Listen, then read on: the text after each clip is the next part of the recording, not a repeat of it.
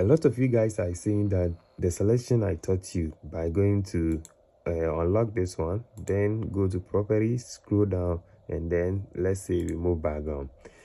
Some of them gives you best results, and some of them also does not give you best results. So in this case, let me add a background.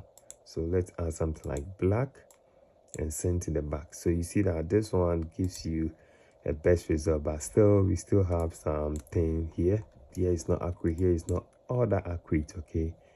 And you can still improve this. So the best way to improve a selection, so let me make a duplicate and duplicate, okay? So let me hide this one and just delete the marks. So the best way to make a selection is to use this one called the pen tool. So I'll click on that. So this is the pen tool, and then with the pen tool you control everything, just that this one takes time. But if you don't have time and you want to do the selection yourself, why not? So with this one it works like this: you click and then you drag, okay?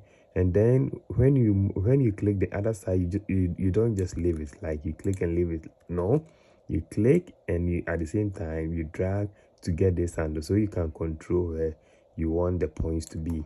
Okay, so with this point I'll click and then move, okay, so that I can control where I want the pen or the stroke to show, like that, okay? And also with this one I can hold down the Alt key on my keyboard, then you see that this one turns into something else, so I can just move this one to where I want it to be.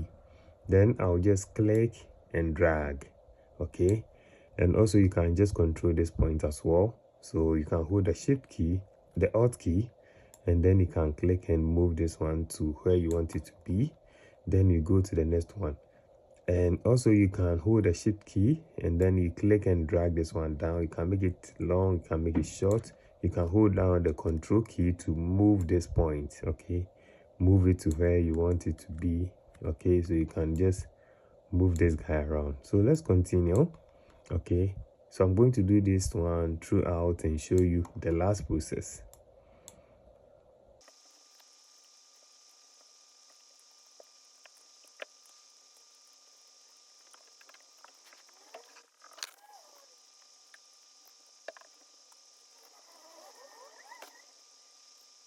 And you just click on the last point and you see that it ends. So at the top here you are going to see selection. You click on it and you click on, you can either feather the radius, feather the edges, okay? So we can, let's say, feather the edges, but I don't want to feather it, so I'll just click on that.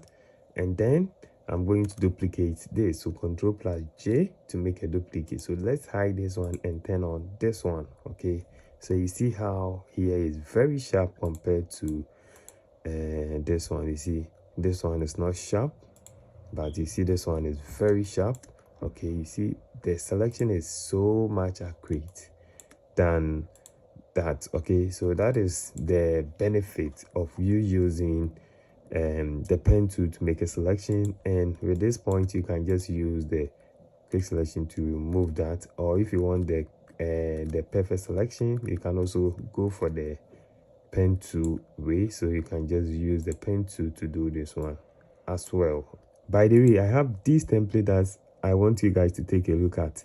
So a lot of you guys were asking me of funeral brochure, so I have this unique funeral brochure. They contain 5 brochures, okay?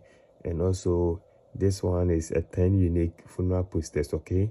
This one is free, okay? So when you click on the link in my bio, okay, the link in my bio, and you'll be able to join N in 2025 and beyond. So when you come here, you are going to see the template, the link here, and also we have the link to the website, and also I have a link to other websites and other useful tutorials, okay? Other useful tutorials, okay?